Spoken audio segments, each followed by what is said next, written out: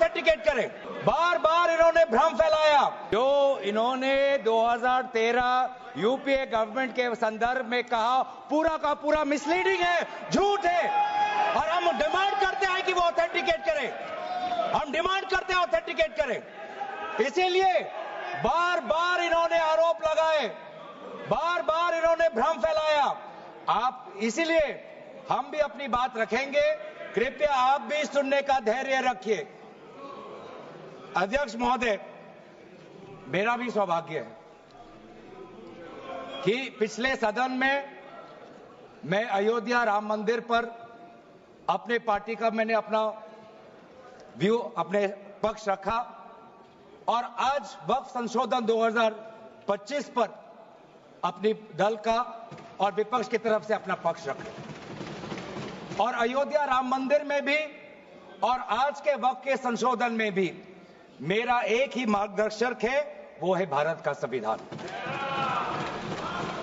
भारत का संविधान जो कहता है कि हमारा भारत में हर व्यक्ति को सामाजिक, आर्थिक और राजनीतिक न्याय, विचार, अभिव्यक्ति, विश्वास, धर्म और उपासना की स्वतंत्रता और साथ साथ में यह कहता है कि व्यक्ति की गरिमा और राष्ट्र की अखंडता सुनिश्चित करने वाली बंधुता।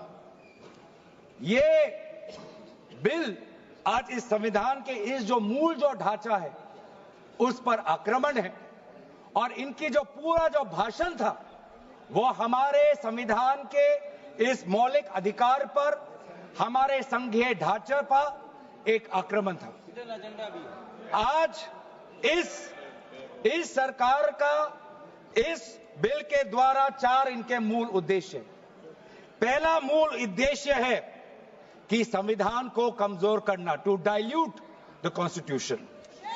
इनका दूसरा उद्देश्य है भ्रम फैलाना, to defame the minority communities of India. इनका तीसरा उद्देश्य है to divide the Indian society. हमेशा हमारे बीच में एक लिटिगेशन चलता रहे, मसला और बढ़ता जाए, ये उनका उद्देश्य है। और चौथा इनका उद्देश्य डाइल्यूट, डिफेम, डिवाइड, और चौथा इनका उद्देश्य है to disenfranchise the minority communities. आज माइनॉरिटी कम्युनिटीज के प्रति अपनी संवेदना जता रहे हैं। सर, कुछ हफ्ते पहले देश में विभिन्न जगहों में लोगों ने ईद की शुभकामनाएं एक दूसरे को दी। और क्या आपको पता है कहां इनकी डबल इंजन की सरकार ने लोगों को रास्ते पे ईद का नमाज भी पढ़ने नहीं दिया। और ये बात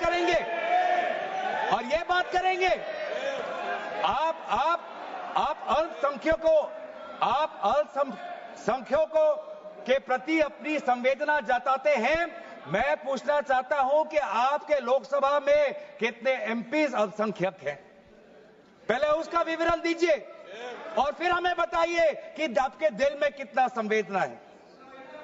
सर, मेरा तो मैंने जिस दिन भी ये बिल इंट्रोड्यूस हुआ उस दिन भी आदरणीय मंत्री को मैंने सुना और आज भी मैंने उनको सुना। जिस दिन उन्होंने इंट्रोड्यूस किया उस दिन भी अगर आप उनका स्टेटमेंट पढ़े तो उन्होंने कहा